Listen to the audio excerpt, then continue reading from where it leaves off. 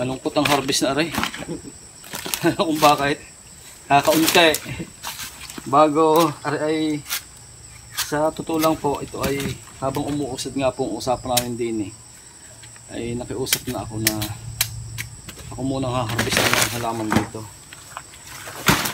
kasi hindi pa naman po tapos ang aming usapan dito. Kaya malungkot, hindi maintindihan kung aray ay last harvest na din o ano. Yung kailan naganda ate saging. Si ate sobrang liliit ang saging dito. Ngayon ang lalaki na.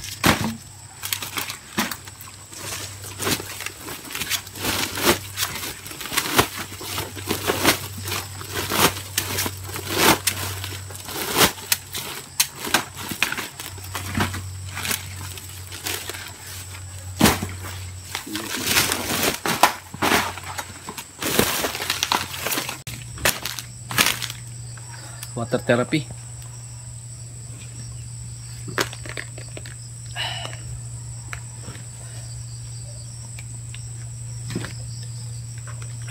Pinawais. Pawisan eh. Pawisan pa doon.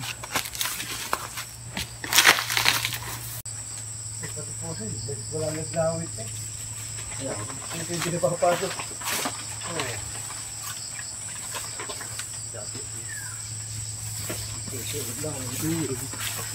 Puro ko lang dito. Anong alam hawak ko? Ano rin siya lang. Siyempre.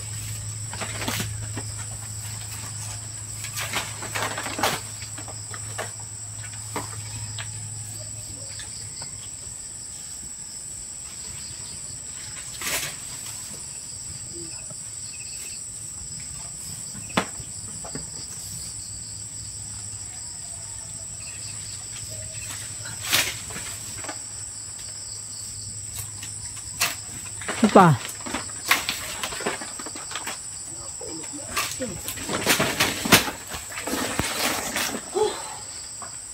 Ang pa-jace.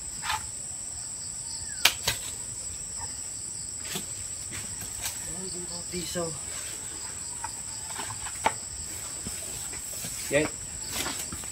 Balik mo yung magkaharap-harap mo ako din. Oo.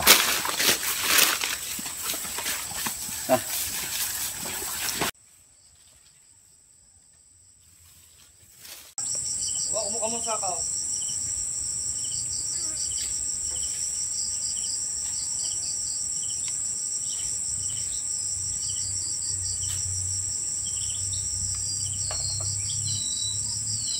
Nabunga na rambutan. Ha? Yun, dahil bunga. Oo nga, timo.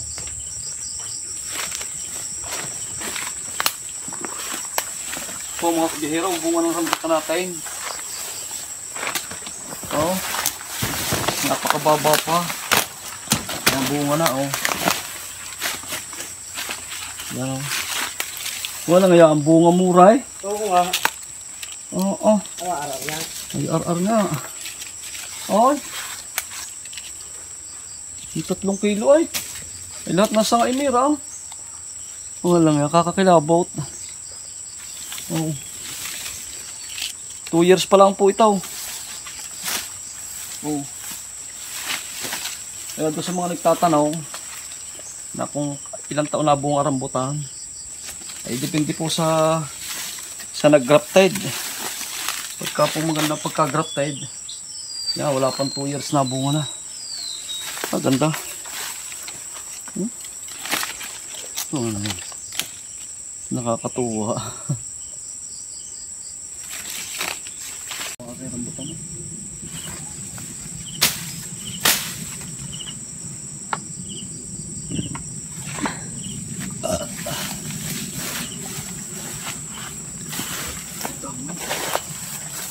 Ang dami. Dami ng hinog. Oh, ang dami pala eh. Gada po. Muray. Ano sa palagay mo? May karton naman daon. Sapnan mo na lang, magdudubli tayong trabaho. Ang dami eh. Ano sa palagay mo? Diretso na sa sakaw. May karton pa gawa mo daon? Sa loob baka. Meron pa daon? Diretso na sa plastic.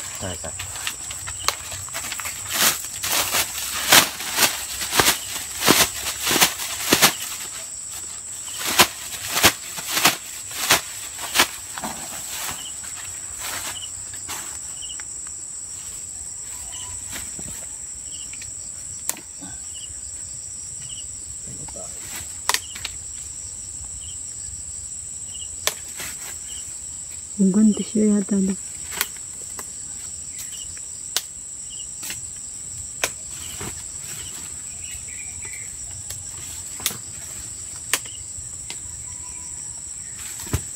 Yan, magsirit na yan. Oy. Ang pagibigay. Tagapak na ako. Naku naman. Yan. Tignan nyo na.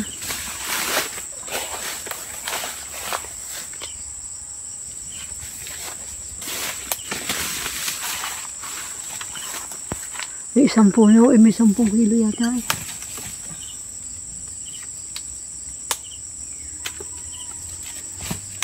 Kailangan din palang crates. Paano hindi? Yan yung ano yan. Aba eh. Oo, ano yung nahiyog na yan. Silay. Dito na pipiliin sa atin. Saan na pipiliin?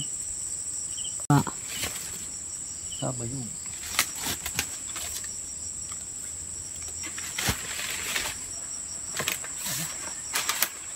Tuyo yata po siya.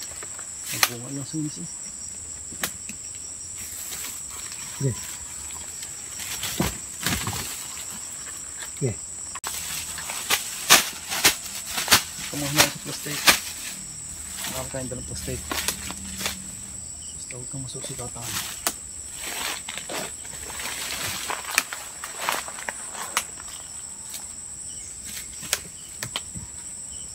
Bayog sa gandang yun. Ang gagawin natin pagpapaki dito, hiwalay ang haba, hiwalay ang bilog.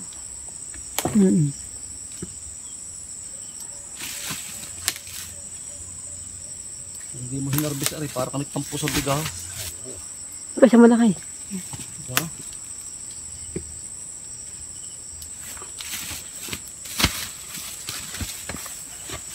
Wala pa, mabunga ka.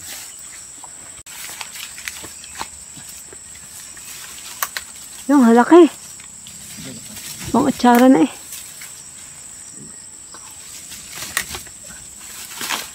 Oh, sorry.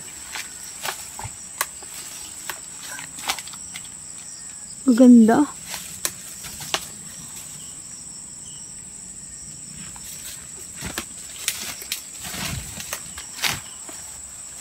Yung mata nyo, baka matilabsikan.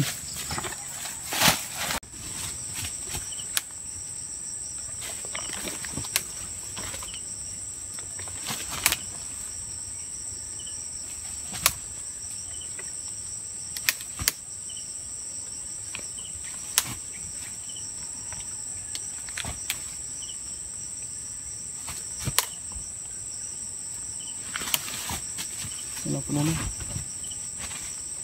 Tama na. Hoy. Hindi bigay. Balik ka din eh.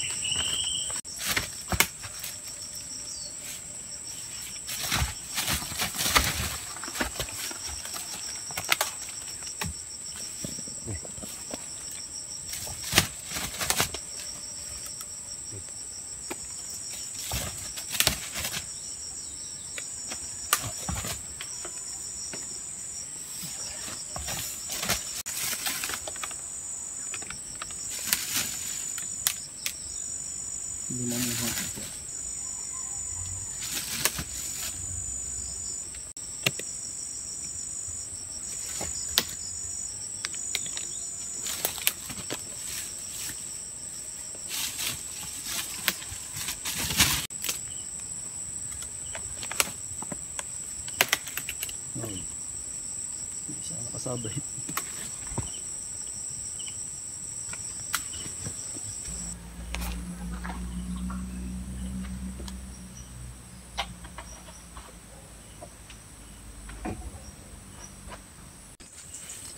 Ang buwig ay. Ang bukid pala yan. Ang ganda. Matoron. Ang turon. Huwag sa puno.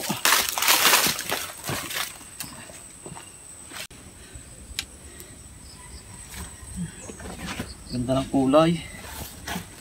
Ito ang golden saba. Ito siguro ang tinatawag na golden saba, no? Ang ganda eh. Ah, nalunod na iba. Kuha yung iba. Kaya. Pwede pa. Yan yan. Kalahating isang yan. Dalawa pa.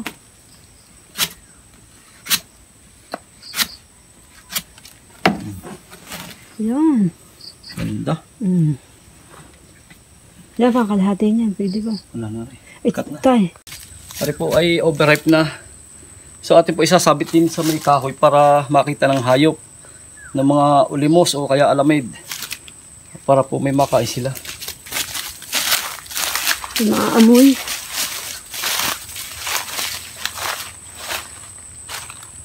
Yan.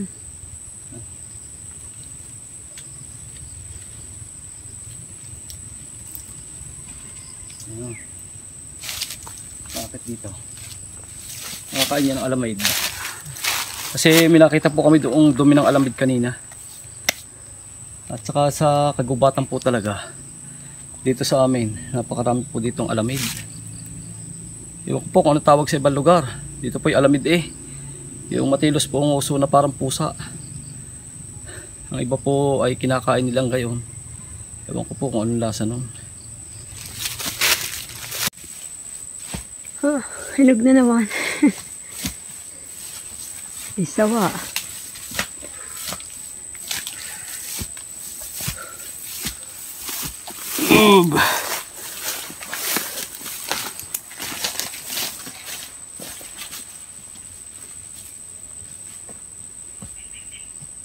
Ating na-harvest na saging, 2 sako po.